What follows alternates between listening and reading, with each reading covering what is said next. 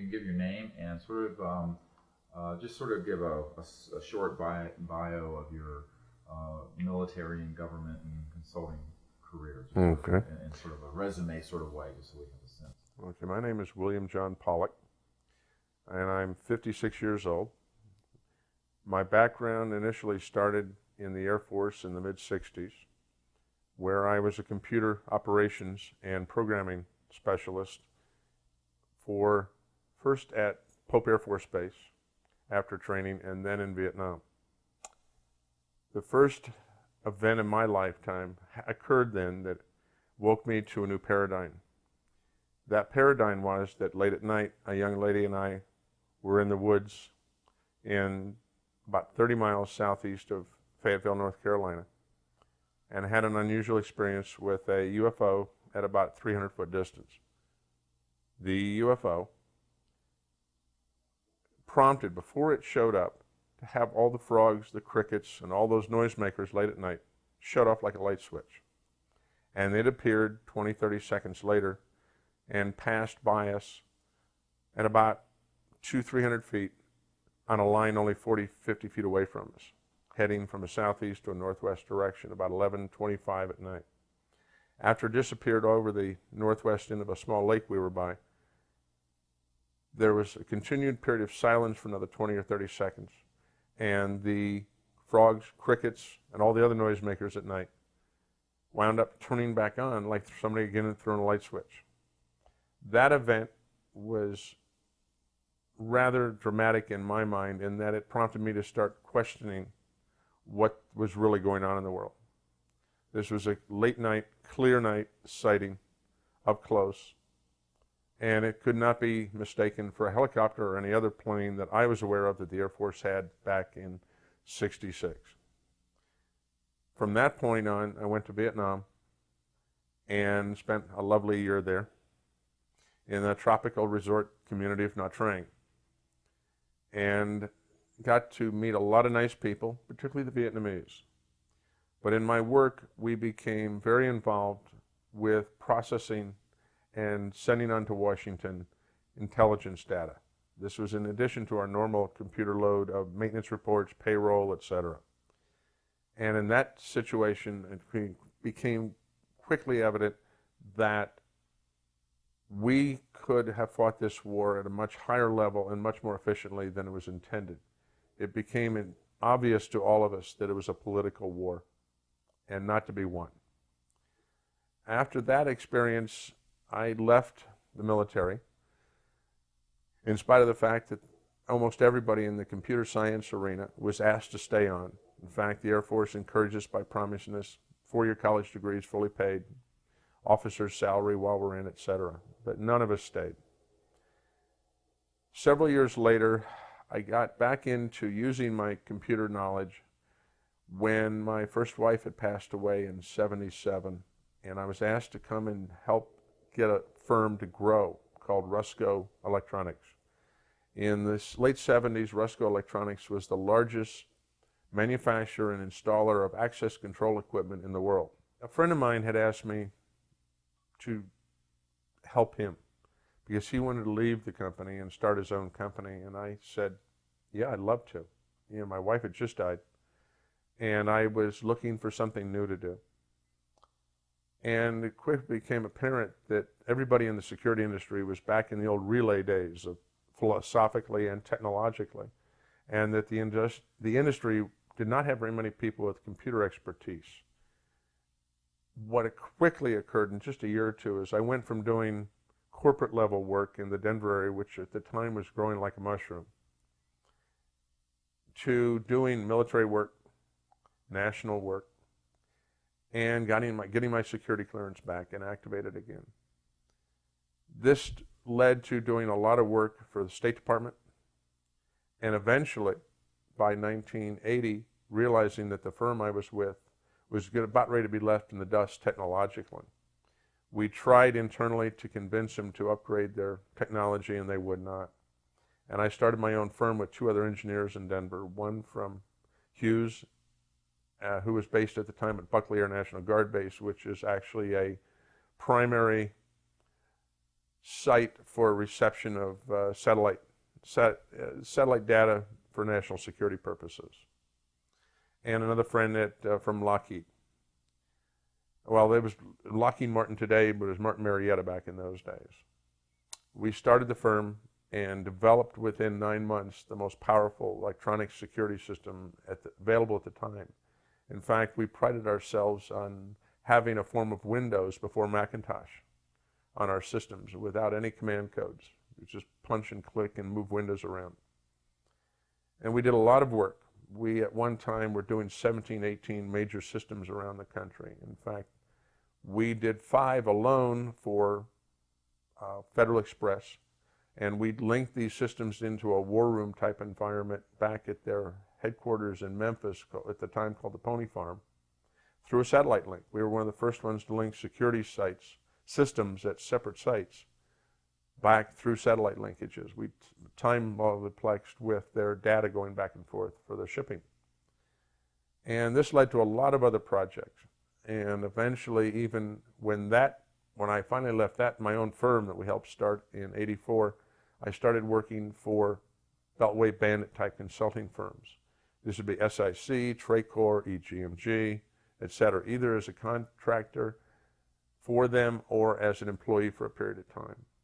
It was at this time, again, that I realized that there was something amiss during this period of time when I was developing security systems out of a national security interest, in addition to large corporate systems. And I needed to find a security system in this marketplace as something that is as complex as any web network today. And the systems would run from $500,000 to $25 million just for the hardware. The systems that we worked on were starting to be placed in areas that surprised me. There was one particular project when I was at EG&G where we were tasked for designing a system for a base that, it amused me at the time, nobody seemed to be aware of in Nevada, called Tonopah Base, southeast of the little old mining town of Tonopah. And that this base was actually where the F-117s were kept when they went operational. They were never kept at Groom Lake. That was only for testing purposes. And that the entire wing was based there at the time. And our guys used to chuckle about the Revell model not being quite right. And what concerned me was that at this time there was a decision that we had to make on what was going on at Tonopah, and that there was a lot of facilities deep underground there that we secured. And there were elevators that would go up and down, very large elevators that could take craft, much like the elevators on an aircraft carrier, but on a land-based environment. And that these went very deep underground, and that the equipment that we could see underground around was not that which would run a normal aircraft, generators, air conditioners, etc. There was a totally different type of equipment. Now, one of the things that interested me after I left that project several years later was that they finally announced the F-117. And one of the concerns I would have is what is being done with Tonopah now, because they were moved in a rush, a very big rush. And if I remember the number right, there was $75 million spent in only a 9-month period to prepare Holloman for the F-117s. Now, that's okay, but why the rush to get them out of Tonopah? With some of the facilities that are deep underground becoming activated on a full-time basis, not just for testing purposes, and that they needed to remove those planes and those crews and support staff to Holloman and to prepare in a rather large rush for a new project to be brought in there. But none of the indications we had or my staff had that would actually install the security equipment had was like any other plane, even something as broad-ranging as the Aurora that we have all heard about to one degree or another. But I need to back up a bit. There is another subject I need to broach above and beyond the ufology subject that I got involved with that relates to this when we talk about alternative government control mechanisms. In that one of my favorite hobbies has always been tracking new technologies, and hopefully so it benefits in business. And in '79, living and working in Denver, I came across a company that, if necessary, I can provide documents for, that I've kept on file, of a company in North Glen, Colorado, which is a northern suburb of Denver, was developing an implantable chip originally for horses, because was a major problem then, and it may be still today, of shilling of horses. You would have two horses that look alike, and you would put the dog in, and you'd bet against him when everybody thinks it's the fast one, or you'd reverse that and bet against him. And he was attempting, through good faith, to develop a technology to give a unique signature to every single horse. That pill, if you want to call it that, intelligent pill, at the time was already small enough by then to implant under the skin with a horse needle, a large hypodermic needle. And I was shown these, and they worked. And we could read them with a primitive hand wand type reader from about 7 or 8 feet away. And this was still primitive technology. Excuse me. Now, at the time in the security industry, a lot of us had a lot of concerns about tracking and locating people that had been kidnapped, particularly what was going on in Europe at the time, where we were having NATO officers, even the Prime Minister of Italy, kidnapped. And these people were drained, or they were brutalized, or both. And one of the goals of the industry was to develop technology that would allow us to track these people or locate them quickly, hopefully to save their lives, but on a secondary basis to keep them from being drained of sensitive information.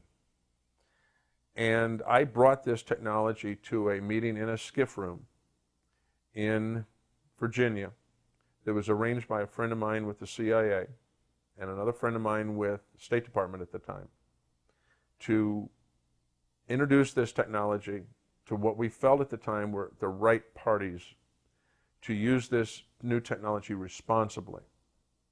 Now, I hadn't heard about the remnant or any other religious beliefs at the time that said that everybody was going to be implanted with some sort of marking system, la the beast or 666.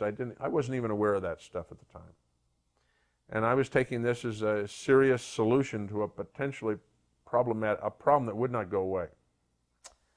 And it was interesting, we met in this room, and because of the tight meetings we were involved with, certain people would not give you their full name or where they came from.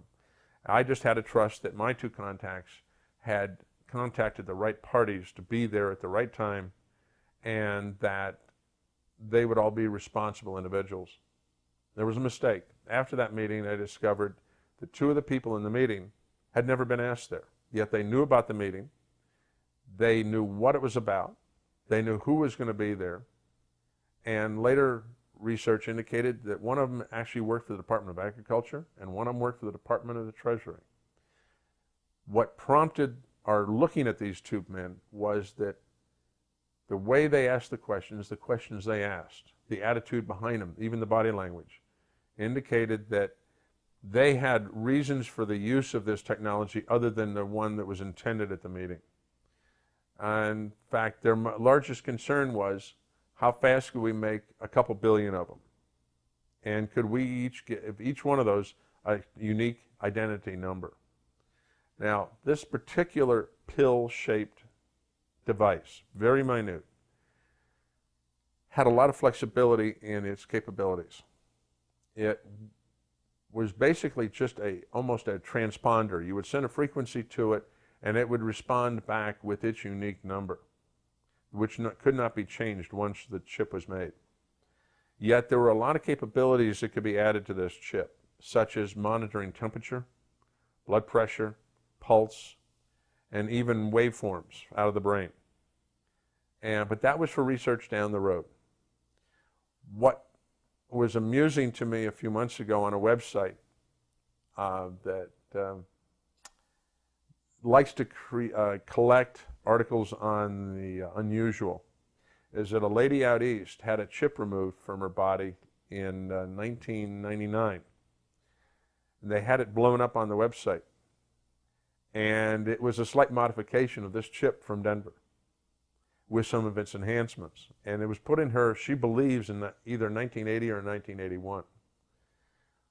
What was amusing about this was that this gentleman never had to worry about money again, and he quietly passed on a lot of this technology to somebody we never knew. And this concerned my contacts in Washington because it never went anywhere with them. Somebody else took it and ran with it, and we never knew who it was. Now, in 1984, I found another technology by just sniffing the web, sniffing the literature of our industry and a dozen other industries, and I found that there was a professor at the University of New South Wales, where I still have the files on, that had discovered a way to make a microscopic lithium niobate chip. And by accident, he had scratched it. And he had a RF transmitter there. And he had a receiver on by sheer chance. And he found that on a certain frequency, he could send an energy beam to the chip, and it would respond back with a number. He worked on that technology, and that technology, eventually I found out about. We flew him into Denver to our company, Systems Group of Colorado, and we did a test. He had some primitive small chips he brought with him. They're totally passive and very small, 1/32 of an inch, and only a couple thousandths thick. And by etching them, you could again create a unique signature, unique to each one. And this one theoretically could, depending on the size of it and the size of the etching, could have a unique number in the billions and billions. In fact, the test we did was amusing in that we set up a transmitter and a receiver based on removing an air grill from our drop ceiling and plugging up our transceiver into that as our antenna. And we were able to read that thing glued to a little piece of cardboard from 100 feet away with a piece of grill out of a drop ceiling, which is a pretty primitive antenna. Because we didn't know what frequency it was dealing with, so we had to come up with some kind of instant generic antenna. We were so impressed with the capabilities of this. It would read through thin layers of material, like thin plywood. And we were so impressed that, again, I felt that this was a technology that truly had some value. Because we also discovered in some testing that the papers work he had with him, that if we had a microscopic coil antenna with this, that we could read this from a mile away.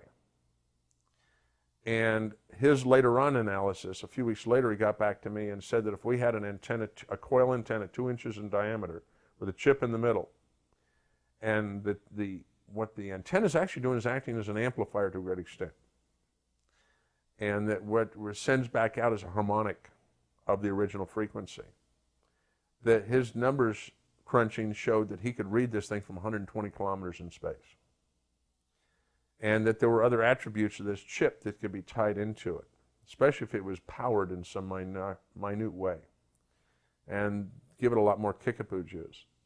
Well, again, I took this, and a lot more care this time, to a meeting that we had in Virginia at a subcontractor's company that I knew that does a lot of work for the intel community.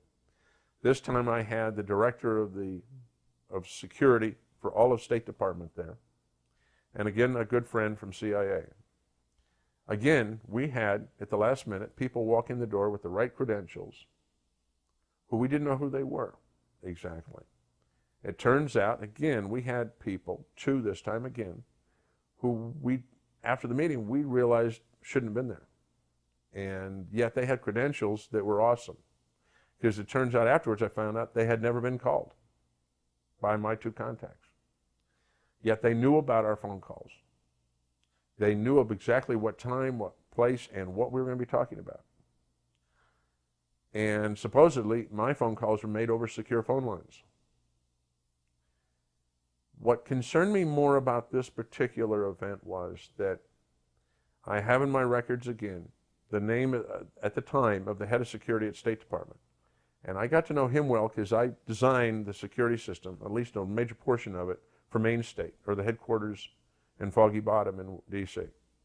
And so he and I knew each other very well. And that one of the things that Bob wanted to do was, before he retired, He wanted to have his family, particularly his two boys in high school, experience what it was like to live out of the country. So he actually gave himself the job. He demoted himself to head of security for East Africa.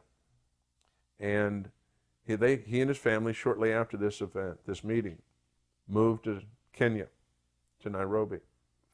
And he and I quietly kept in touch through our other contact in Washington. And kept probing who these two men were. We were having a devil of a time finding who they were, who they really were. Because what bothered me was that the professor all of a sudden got a giant grant. The technology was transferred. He never had to work again the rest of his life. And a friend of mine in San Francisco, who I had quietly told about this technology, because he was involved with other aspects of national security and tracking people, he got a project to do a physical security system, access control, cameras, intrusion monitoring, everything, the works, for a little company in Silicon Valley. And he said it was eerie to him, but what they were making there looked eerily like what I had described to him. He built the security system in this modern fab, building billions of these little chips. He wound up a year later being asked if he'd want to buy the security system back. They were shutting the factory down after they'd made billions and billions of these little chips. And it was a division of a rather major European electronics firm that had the plant. Which one? Siemens. And what concerned me was that they had built these chips, and who knows what happened to them. And they built them in the billions in volume, because they're so small that you can take a 6-inch wafer and make hundreds of thousands of them on a wafer. And they disappeared somewhere. But in the process, what concerned me more was Bob did not give up trying to find out who these guys were and who they worked for, what their agendas were. He and I had long talks now by the mid-'80s about what was really going on in government, who was controlling what concerns he had, because he had come to the realization there were a lot of things going on that weren't right. And he had supposedly made some contacts to find out more of what was going on. And he had contacted our mutual friend at CIA, another long-term contractor, been involved since World War II, in the very founding of the CIA, who got in touch with me and said, Bob's got something hot, and when he's back in the country again on business, we're going to get a meeting. A few days later, Bob was on his way to work just after dropping the two boys off at a private high school, I believe, in Nairobi. He was on the way to the embassy. And he was broadsided at a stoplight at 60 miles an hour by a reinforced Land Rover. He was killed instantly. The Brit that supposedly was drunk at 6 in the morning, 7 in the morning, was taken to the hospital and immediately disappears. And all the evidence he had given in the way of documentation was proven to be phony as to who he was, and Bob was killed. And it was a hit. And it's always concerned me today that he had gotten a little too close to who had been involved with this implantable chip technology. We'd been trying to, for a couple of years then, quietly trying to find out who had been doing it without our government realizing it was going on. Because whoever it is has got total ability to penetrate anytime, anywhere, our government, and locate what is going on instantly. Who do you think they are? Research since the early 80s on my own and with some friends indicates that we have at least 4 power groups in the world. They have wealth beyond all imagination. They have advanced technologies. They have taken over various programs, particularly black programs, within our government and probably even the Russian government and the Chinese. Their politics to them, as we know it, is not the same. And they have agendas totally unlike what our governments, we perceive our government's agendas really are. And that they are able to track unbelievably what's going on around them at a minute level. And who these people are, my friends and I have given them names, but they have no relevance to what they call themselves. We just simply call them the 4 horsemen. And that these horsemen work together at times, and they work against each other at times. There's an ongoing battle between them at a low level to who's going to be top dog in the world. The one commonality to all four appears to be an absolute desire for control of everything and everything. And that some of them have different bases for this. From the point of view of it, each of them has their own philosophy. And that core root philosophy guides them supposedly in their actions. And we believe that this is what was causing a lot of strange things to happen in Nevada that we were experiencing, and in on a strange way correlates also with what happened with these implantable chip technologies that I personally brought, now I look at it, to the wrong people in the government. Because we never got to use that technologies for what it was we really intended it to be used for. What do you think, these two men who came to the meeting, what credentials did they show to get in? I mean, what did they have? Were they FBI or were they? Above and beyond that, they were NSA, NRO, that sort of credentials. But we would later check and they didn't exist. They did not exist. Yet their credentials were spotless. Even to the point where if it was an access control requirement, the identification systems that they carried passed all the access control mechanism requirements we had, be it biometric, be it fingerprint, be it eyeball, be it anything, even to access code numbers. They knew it all. They had it all. And it was better quality than actually what the agencies had, which is most enlightening. It means unlimited budgets. Do you think these were, in a sense, privatized operations, international, corporate, or institutional backed entities? If they are, it's at a level way beyond any of the corporate security people I've ever worked with. And I've worked with all the major oil companies. I've worked with all the major computer companies on designing very high-end security systems. And none of the people in the commercial arena there ever gave me the least concern that they were involved with something above and beyond what their corporate requirements were or agendas were. They were truly corporate people. Now, if there are corporate people out there that are hiring private people outside the corporate chain of command to do specific functions, I would not have known about that. The one area that I will say that is strange, and that is the aerospace industry in this country. And that I did a lot of work for several of the aerospace companies, either in the way of physical design of systems or in at least consulting. And there were times when I came across people that seemed to know a lot more than they did. And some of them are very good at controlling their body language, but not perfectly. And we would run across various companies, particularly those in California and in the Denver area, that had projects ongoing that they were doing security work for that was beyond black. And I've been involved with those obliquely, so I can tell the difference. But certain comments were made over a long period of time, and you bring them all those comments together that on their face, one comment doesn't mean anything. But 4, 5, or 10 comments over a 4 or 5 year period start creating a storyline for you.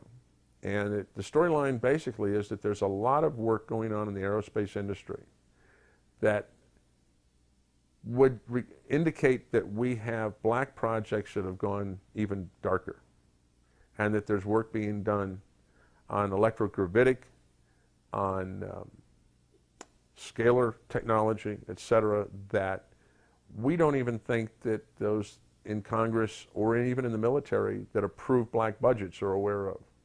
They've been taken offline. They're funded through some other mechanism. Other than, in one case, I know of one black project that got billions of extra money back in the 80s. And I was quietly told that it never went over budget by more than $1 million. And there were billions of monies funneled through that black project onto something else. And the gentleman admitted it to me. Which corporations? That was Northrop. That was Northrop at Plant 29.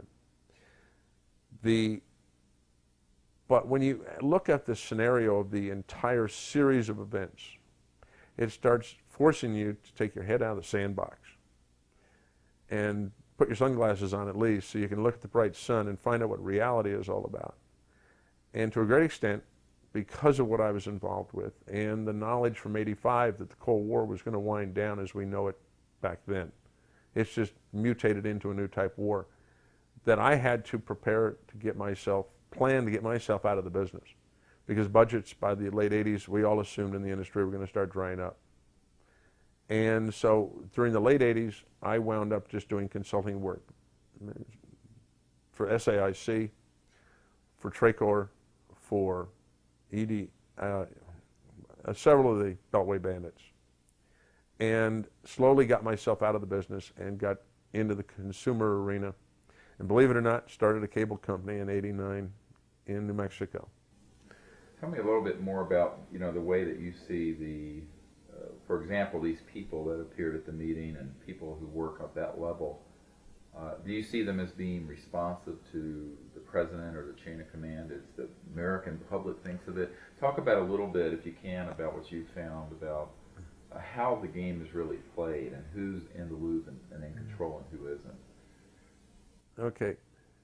Steve, you brought up a good question about what's the mentality, what's the attitude of these people that I would run into periodically that seem to be out of the loop. They're not in the chain of command. Their attitude is that they look, act, and taste like bureaucrats. And having been around them for 20-some years, they have their own unique flavor. But these people had agendas. They're unlike any agendas that you would ever have run into if you're in the mainstream government. An example would be that in the early '80s, we worked on a project with the Department of Agriculture and the state of Maryland for a period of time to try and convince them to get away from food stamps and let's go to a credit card machine that's coupled to the cash register. That would be an ID card, a simple swipe card, or some other higher level of access control card if needed, where the keypad PIN number would be implanted onto the keypad so that the person could, only that person could get food off their food stamps. Because at the time, and I believe even today, there is a huge percentage of fraud perpetuated in the food stamp arena to the tune of billions a year. And so we got to meet an awful lot of guys at a high level in the Department of Agriculture that are in control of this program. And they are very familiar with access control equipment, particularly after we got done educating them, and the limitations and the capabilities of that technology to aid them in saving the public billions of dollars a year. That project went nowhere. The politics at the time were such that they didn't want to solve the problem. In fact, you wonder in the big cities where a lot of the members of various committees are from, if they weren't getting a kickback at times. But so we had a lot of interface with people in the Department of Agriculture as an example. Yet the one we met at that meeting from the Department of Agriculture had a level of knowledge far beyond what these people had. And he had a different attitude. It was an attitude that was almost apolitical. And it was pure technical, and it was very cold. And the questions that would be asked was, how fast can you make them? How fast can you set up a factory to make them? How many can you make in a period of time?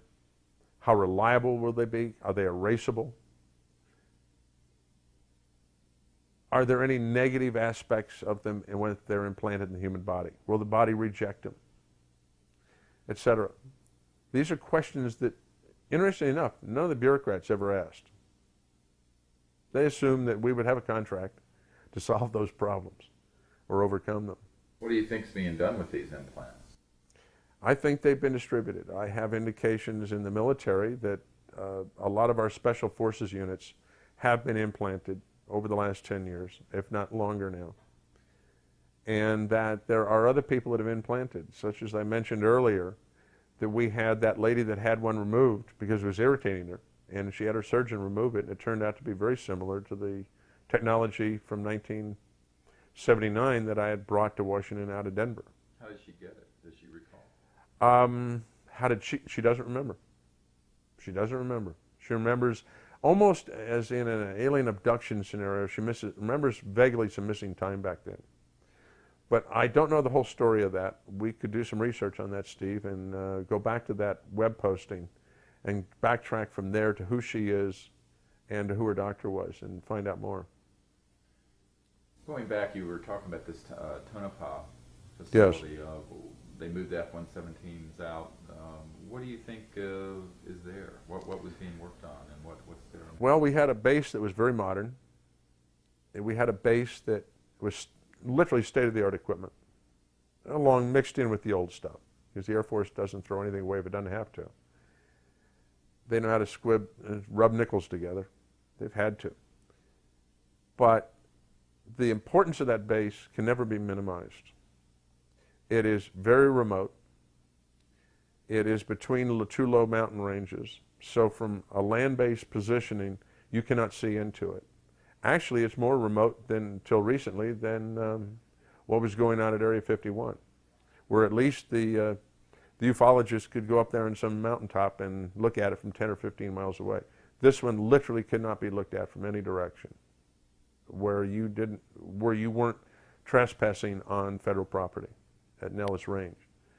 In fact, the concern for security in the mid-'80s was so severe there that one of the generals that I dealt with through EG&G asked me what's the wildest idea I could dream of for doing a perimeter security monitoring system that could look out 10 and 15 miles without fail pick up an intruder. And it was a funny one because I came up with a synthetic boulder that had a self-powering system in it, where we had special cameras hooked to telescopes where we literally could monitor a jackrabbit at 10 kilometers in a moonless night and reliably catch him in the camera and actually take a picture of him, monitor him. And that was tied in with even some suggestions of how to have harmless roving guards out there on horseback. But they would actually work for another department of the government. And these suggestions were taken very seriously.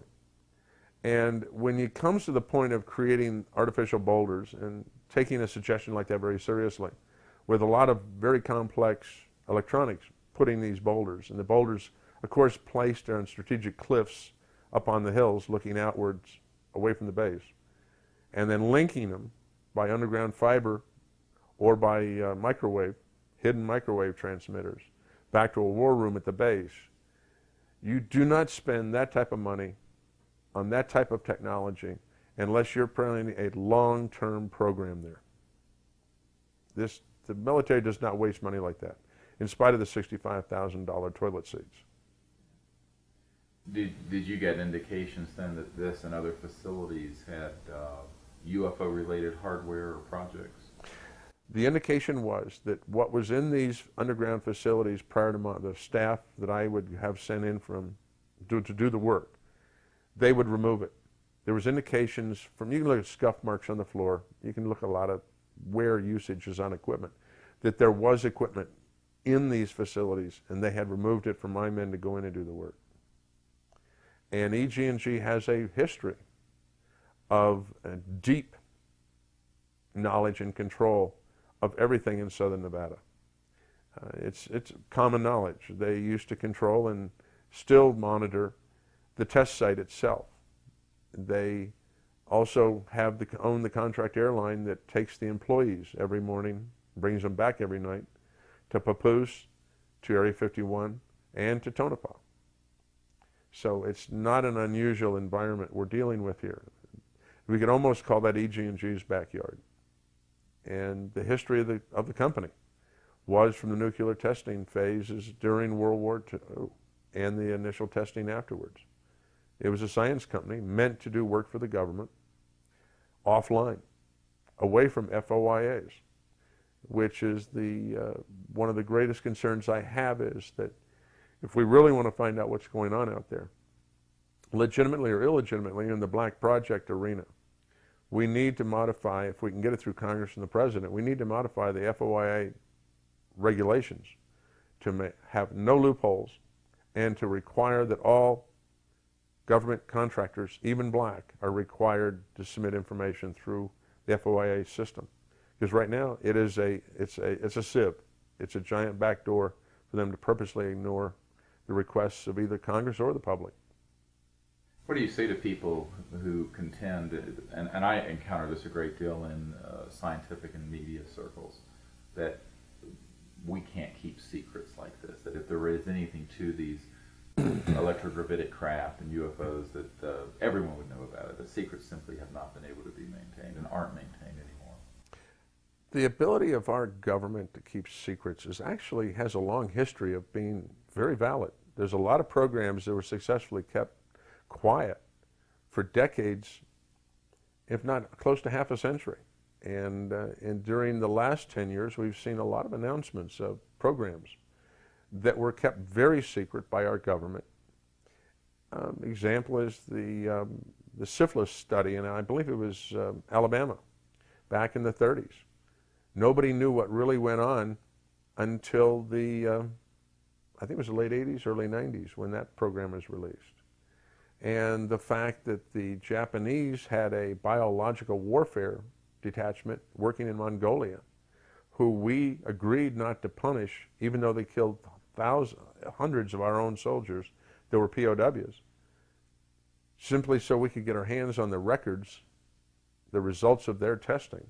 That program wasn't released, and I believe the full story of that didn't come out until the 90s, early 90s.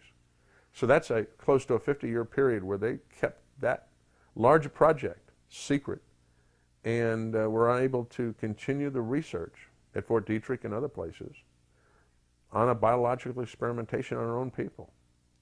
So the ability of our government to keep secrets, if the people truly believe in what they're working on, is possible. In fact, more than possible. They can generally succeed.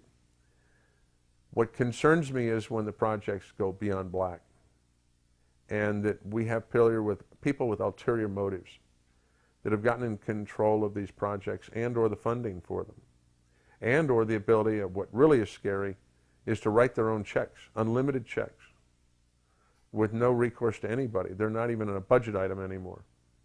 They literally authorize the Treasury to cut them checks.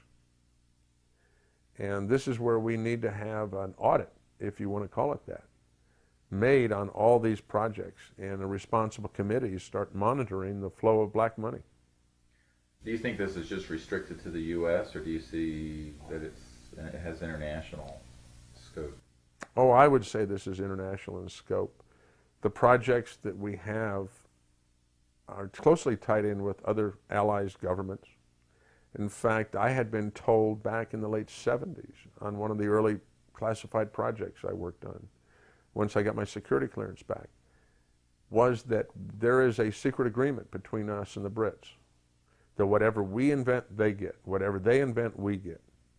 And there is no limitation as to what it is.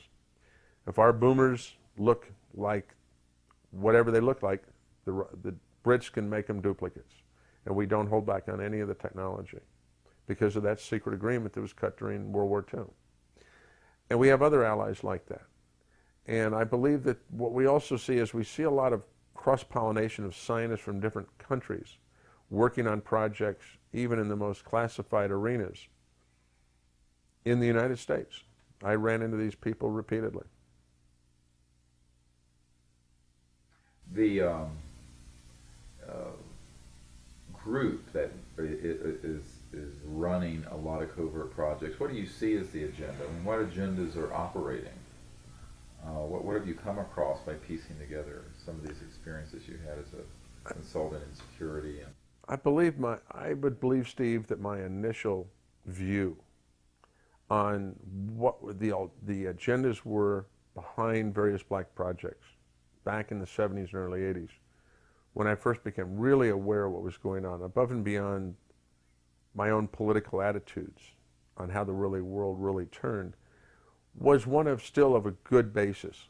They were looking to defend the United States. They were looking to protect the free world.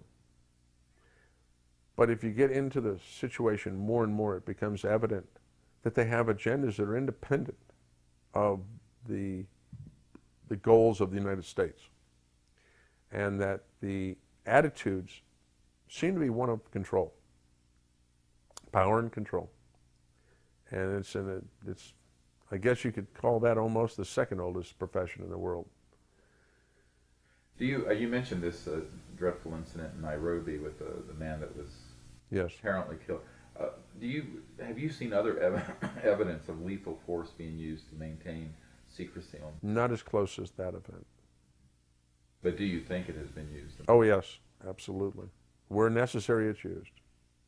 Probably need to incorporate my question in your answer. So The ability of certain forces out there, Steve, to use force when absolutely necessary, or other controlling mechanisms to ameliorate the danger of a leak, to control those or maintain secrecy or fear, is always there.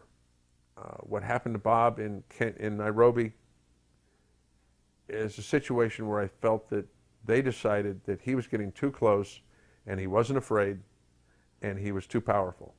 And they had to take him out. And they take him out in a normal way. Not unlike the strange events with Representative Schiff here in New Mexico, who almost never went in the sun because he was living indoors just about all his life as a representative in Congress, and yet he magically got an aggressive cancer. There are ways to attack that problem. I've talked to some people that were previously SEALs who went on some rather strange missions. And I've talked to some mercs, because we run across those types once in a while, who have been assigned or tasked with taking out people or affecting situations in such a way that they're using it as a control mechanism. And these people, because they are duty bound, will literally take orders and do whatever they're told. That good Nazi philosophy. that's right. So do you think that, for example, a biological problem such as cancer could be induced or used to intimidate or to take someone out of the picture? Steve, one of the problems we have in that arena is that it's kept very close to the vest. And when somebody that's only on the periphery is looking at those control factors used to manipulate people, you get the flavor of it. I have not been close enough to actually taste it. I don't know if I want to. But what you have to look at is the psychological factors involved, that if they can do one high profile hit on somebody in a specific way, what it does, it puts the fear of God into those that they want to continue to control, so that they don't say anything out of tune. They don't probe where they shouldn't probe, like Senator Schiff was doing, Congressman Schiff was doing.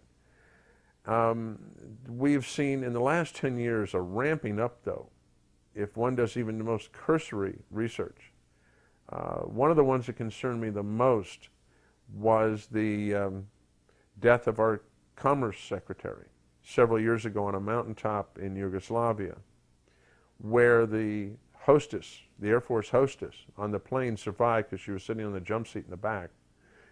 And a certain British group went in there first, and she was alive and healthy when she left the mountain, and she got down to the airport, she was dead. And she only had minor bruises. And somebody needs to look into the influence that certain British commando units have and their cross-pollination with other groups like them in the United States. But what was even stranger was that his body made it back to Dover Air Force Base, Secretary Brown. And they discovered that there was a bullet wound in the top of the head, about the diameter of a .45, and that a preliminary x-ray indicated that there were shavings of some sort inside the brain itself. And that yet he was raced out of that into a crematorium literally within a day, so nobody could do a serious autopsy. And the people at Dover in the Air Force Base there were severely chastised for even doing what they did voluntarily. But in the profession, there is a way of doing this with frozen CO2 bullets or nitrogen bullets. and there is no residue left except what the shattered pieces of the skull cavity. And this is of grave concern to a lot of us because this seems to be an ongoing process, particularly in the last 10 years. It's become very blatant across the entire spectrum of our government, nationally and internationally. And I think we all can just follow the web tracks these days as to where the implications are for that. And the needs for continuing control are getting more severe, and the use of these mechanisms is becoming ever more blatant. So where do you think this is headed? I mean, what are your concerns about where we're headed? My concerns are for the freedom of our country and of the free world. It sounds rather simplistic, but we have to have a philosophy upon which we base our lives. And my philosophy is that the Republican form of government, if we can get back to it in some way, shape, or form, is the strongest form of government ever developed by man, by basically allowing one event to occur, and that is that we allow everybody to become a sovereign individual. It's been proven in the last 200 some years, particularly from the technological development we've experienced since the founding of this country, that to a great extent has been focused first in the United States. That is the most motivating type of mechanism we can possibly have for our species to advance. And yet there seem to be countervailing forces trying to stop it. And if we don't find ways to neutralize these negative forces, we're going to find our lifestyles, our concepts of life as a species, nullified. You've mentioned over the course of this interview a few which nations do you think are heavily involved in this whole effort, agencies and corporations? Steve, if you look at what layers of influence we have here, either at government or corporate level, I would say that at the corporate level, we have to look primarily first. If you're talking about new propulsion technologies, we would first only look to the aerospace industry. I've had deep discussions with some people over a long period of time who either they or their fathers had worked for various aerospace companies and had been directly involved with the research as far back as the early 50s, on into the 60s, and then by the 70s they felt they had overcome most of the problems in reverse engineering technologies from what, interestingly enough, they do never call UFOs, but they call AVCs. What does that stand for? Alien Visitation Craft. And that means they know who they are. It's just the question is, what's the color of their skin, if you want to use a generic term. But that these firms, and you can name them, they're all the top 5 in the nation. They're all involved in it in one degree or another, and they have their black within black. In fact, I wouldn't be surprised if we don't find in another few years that a lot of these firms have divisions that are even darker than the Skunk Works. And that one was almost a front for primary work in deeper divisions. And we have other divisions of the government. There was so much in the way of how long did the NRO run before anybody even knew they are operational. And then we get to the point where they're building their own headquarters in Virginia for almost $800 million, I believe. And nobody even knew they were spending the money on their new giant headquarters, which would have actually been larger almost than the headquarters for the CIA. So we have a situation here where somebody is not doing due diligence at the public level and at the government level in monitoring what's going on. You know, would you invest in a company without researching it properly to see if your investment is well placed? Well, we have people in the public and in our government that are simply not doing due diligence and upholding their oath of office for finding out what's really going on with our own government. Well, then that brings to another question. What about the Fourth Estate and the media?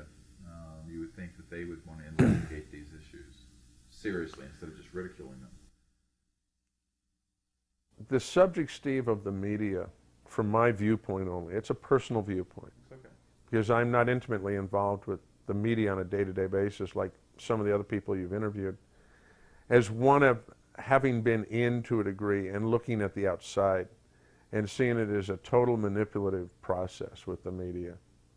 They have their own agenda, and it's very liberal. We know which way they would generally vote if you did a Gallup poll on the media. We have an alternate media that is much closer to the truth, particularly on the web these days, but is purposely ignored. Anything of a serious nature is laughed at or neutralized as much as possible. A perfect example is the recent elections in this year of ours, 2000, where we have legitimately 4 or 5 people running for president, and they would never even have the debates cover other than the main 2 largest parties. That's a control mechanism that's rather blatant. If the people were really given a fair shake as to what's going on, we would have had all of the presidential contenders at each of those events on TV. I believe there were 3 of them. And we would have equal time in the newspapers and in the weekly news journals. So from the most mundane to the inobvious, it's obvious that the media is manipulated heavily. And I would hate to be a White House correspondent and say something against the president and find the next week my credentials are yanked. So you just have that happen once, and everybody there knows the limits to which they can go. But this is now happening throughout our system, not just in the government, in corporate reporting too. CNBC is a prime example of only saying nice things about corporations to keep their stock up, and hence keep the cash flow going into the advertising dollars going to CNBC. It's a bottom line problem. What do you, I wanted to ask a question about this event near Pope Air Force Base, going back to the very Yes. beginning. How large and what shape was this object?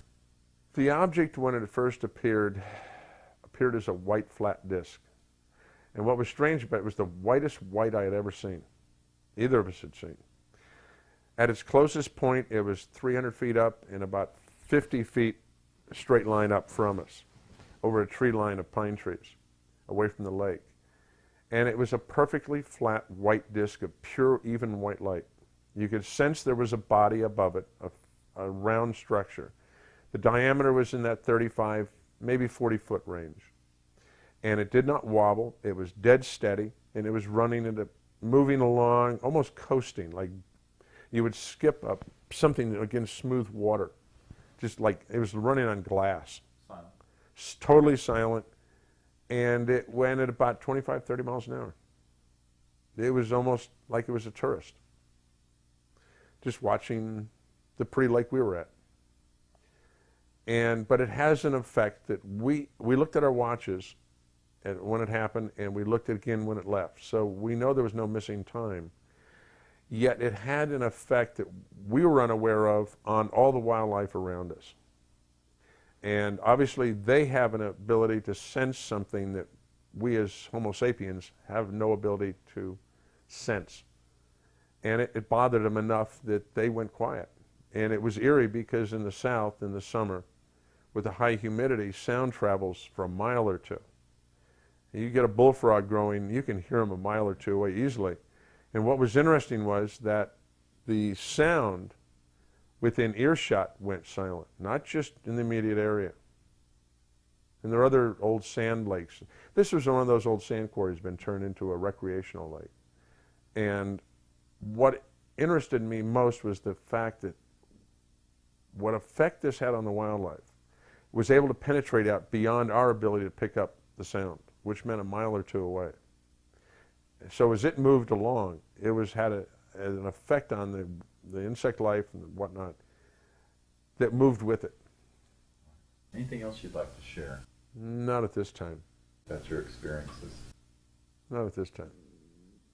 Good. Well, it's great timing. We're right at the 1 hour mark. I've got a few seconds left. That's why I was asking you. You probably see that's flashing. Yep. Yeah. But it's still recording. Trying to think anything else. The gentleman you worked with at first in Denver from Hughes and Martin Marietta, did they have any information or knowledge about the UFOs? No. Reverse engineering? No. That was primarily intelligence data. They were working on spy satellites in one aspect, and the other one was working on the electronics for receiving the spy data. Okay. And That was their specialty. And we just used them. They were brought in because of their high-end electronics knowledge. Very good. Thank you very much. Well, thank you.